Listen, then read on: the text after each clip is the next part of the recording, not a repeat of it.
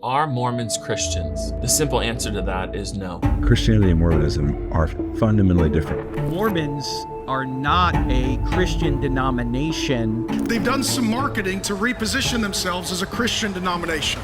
Mormons are not Christians. Mormonism is not a Christian religion.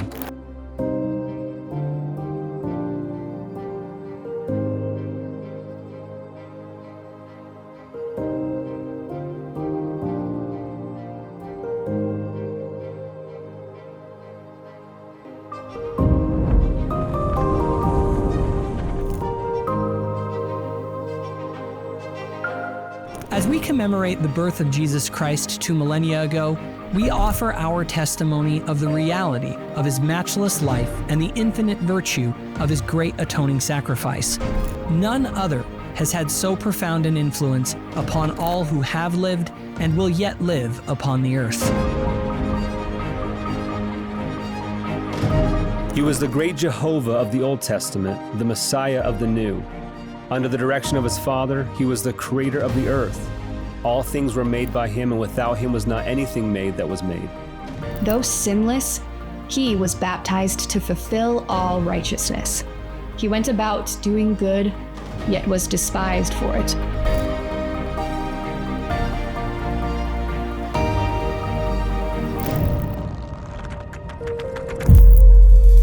His gospel was a message of peace and goodwill.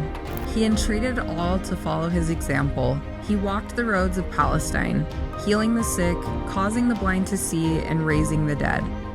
He taught the truths of eternity, the reality of our premortal existence, the purpose of our life on earth, and the potential for the sons and daughters of God in the life to come. He instituted the sacrament as a reminder of his great atoning sacrifice.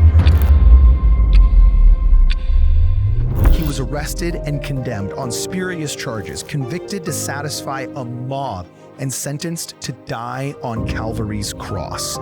He gave his life to atone for the sins of all mankind. His was a great vicarious gift on behalf of all who would ever live upon the earth. We solemnly testify that his life, which is central to all human history, neither began in Bethlehem nor concluded on Calvary. He was the firstborn of the Father, the only begotten Son in the flesh, the Redeemer of the world. He rose from the grave to become the firstfruits of them that slept. As risen Lord, he visited among those he had loved in life. He also ministered among his other sheep in ancient America. In the modern world, he and his Father appeared to the boy Joseph Smith, ushering in the long-promised dispensation of the fullness of times. Of the living Christ, the prophet Joseph wrote, "His eyes were as a flame of fire. The hair of his head was white like the pure snow. His countenance shone above the brightness of the sun, and his voice was as the sound of the rushing of great waters. Even the voice of Jehovah saying, I am the first and the last. I am he who liveth. I am he who was slain. I am your advocate with the Father."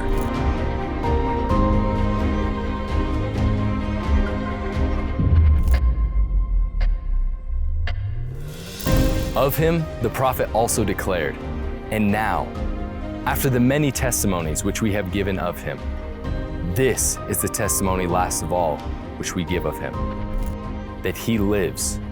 For we saw him, even on the right hand of God, and we heard the voice bearing record that he is the only begotten of the Father, and that by him, and through him, and of him, the worlds are and were created, and all the inhabitants thereof are begotten sons and daughters unto God." We declare in words of solemnity that his priesthood and his church have been restored upon the earth, built upon the foundation of apostles and prophets, Jesus Christ himself being the chief cornerstone. We testify that he will someday return to earth, and the glory of the Lord shall be revealed, and all flesh shall see it together. He will rule as King of kings and reign as Lord of lords, and every knee shall bend, and every tongue shall speak in worship before him. Each of us will stand to be judged of him according to our works and the desires of our hearts. We bear testimony as his duly ordained apostles that Jesus is the living Christ, the immortal Son of God. He is the great King Emmanuel, who stands today on the right hand of his Father. He is the light, the life, and the hope of the world. His way is the path that leads to happiness in this life and eternal life in the world to come. God be thanked for the matchless gift of his divine Son.